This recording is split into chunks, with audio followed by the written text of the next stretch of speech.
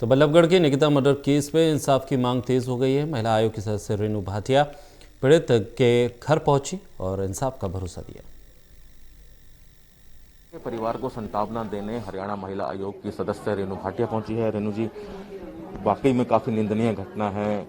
क्या आपको लगता है जिस तरह से ये कहा जा रहा है कि लड़की पे दबाव बनाया जा रहा था, कितना चिंता वाला विषय है? किस तरह से यहाँ पे लड़कियां जिएंगी, बेटियां जिएंगी? इतनी होनहार बेटी थी निकिता। देखिए, इस बात का हमेशा अफसोस रहेगा कि एक इतनी होनहार बेटी जो पढ़ाई में भी अव्वल, हर चीज में अव्वल थी और आगे भी उसके सपने बहुत ऊंचे थे और वो कर लेती उन सपनों को पूरा, ऐसी बच्ची हमारे बीच में से चली गई। अफसोस है इस बात का, परंतु जिन परिस्थितियों में गई है उनके लिए हमें और बेहद अफसोस है। क्योंकि ऐसे बेटियों की अगर असमत लूटी जाती है, बेटियों को इस तरह से मारा जाता है, तो इससे निंदनीय और घिनौनी बात और कोई नहीं हो सकती। मुझे ऐसे लगता है कि जो 2018 में इन्होंने बताया परिवार ने, और आप लोग मीडिया के लोगों ने भी, सब चैनल्स ने इस बात को कवर किया, बार बार इनकी माताजी से भी अभी पूछा गया तो ये यही बोल रहे हैं कि उस समय लड़के के परिवार वाले आकर हाथ पैर जोड़ने लगे और उन्होंने समझौता करने की बात की कि हमारा बेटा इस तरह से नहीं करेगा। नॉर्मल प्रैक्टिस यही होती है जब दो परिवारों में किसी बात को लेकर अनबन होती है या इस तरह की बच्चों की कोई गलतियां होती हैं तो पहला स्टेप यही देखा जाता है। परंतु अगर वो लड़का बार बार इनको परेशान कर रहा था तो मुझे ऐसे लगता है कि परिवार को या तो महिला आयोग के पास या विमेन थाने में किसी तरीके से एक स्टेप उठाना चाहिए था। शायद आज परिस्थिति कुछ और होती। चूंकि महिला आयोग से आप आती हैं, महिला आयोग के सदस्य हैं, महिला आयोग का काम है महिलाओं के उत्थान, महिलाओं की सुरक्षा को लेकर, लेकिन जहां ये घटना हुई वो एक कॉलेज के नजदीक है। कॉलेज के बाहर अमूमन पुलिस की चौकसी होनी जरूरी है, खासकर महिलाओं की, लड़कियों की सुरक्षा के लिए। क्या वहां पे उस वक्त पुलिस होती, सुरक्षा होती तो ये घटना रुक सकती है?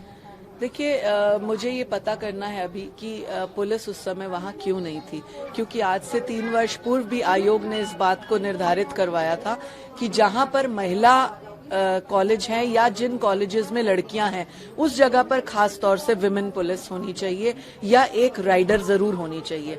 उस दिन थी या नहीं थी इस बात की जानकारी मुझे लेनी है। यदि नहीं थी तो उन अधिकारियों के खिलाफ भी हमें पूछताछ करनी है कि क्यों नहीं थी वहां पर पुलिस, और इस कोताही को किस वजह से ये कोताही हुई ये जानना हमारे लिए बहुत जरूरी है। और मुझे अफसोस इस बात का है कि महिला अग्रवाल कॉलेज में जहां हमारी बेटी निकिता पढ़ती थी उस कॉलेज में मैं 2 बार गई हूं बच्चों के को मिलने के लिए, और बेटियों को कुछ ना कुछ जो भी हम आयोग की तरफ से नसीहत देते हैं या सिखाते हैं या उनको कानून बताते हैं या उनके राइट्स बताते हैं, तो मुझे उम्मीद है, मैं श्योर तो नहीं हूं, पर मुझे लगता है निकिता भी उन बच्चों में जरूर होगी और उसने मुझे भी जरूर सुना होगा। कैसे ये चूक हो गई, मुझे इस बात का बेहद अफसोस है। निकिता की माताजी भी हमारे साथ है, उनसे भी कोशिश करते हैं कि, क्योंकि आपकी बेटी है, आपका दुख जो है वो सिर्फ आप ही समझ सकती हैं, लेकिन किस तरह के अब आरोपियों पे कार्रवाई चाहते हैं आप? उनको फांसी या एनकाउंटर खड़े करके किया जाए, यही चाहते हैं। अगर ऐसा नहीं होगा तो फिर वो बाहर आके फिर करेगा, और भी लड़के करेंगे। जब कोई सजा नहीं होगी तो लड़के तो करेंगे, और भी बेटी जाएंगी। ऐसे तो बेटियों को इसीलिए थोड़ी पैदा कर रहे हैं हम 20-20 साल की, उनका एनकाउंटर करा दे फिर दिन में, तो कैसे बेटियों को आगे बढ़ाएंगे, कैसे पढ़ाएंगे? निकिता ने ऐसे, क्योंकि 2018 में ऐसी घटना हुई थी, कभी उसके बाद जिक्र किया कि लड़का फिर दोबारा परेशान कर रहा है? क्या आपको किसी कभी जानकारी हुई कि क्या लड़का दोबारा परेशान करने की कोशिश कर रहा है? नहीं, कोई भी नहीं थी, बिल्कुल कोई दिक्कत नहीं। रेगुलर कॉलेज किया उसने 2 साल पूरा, कोई दिक्कत नहीं आई थी बिल्कुल भी। आप लोग कहना है कि वो लगातार दबाव उसने डाला कि धर्म परिवर्तन का।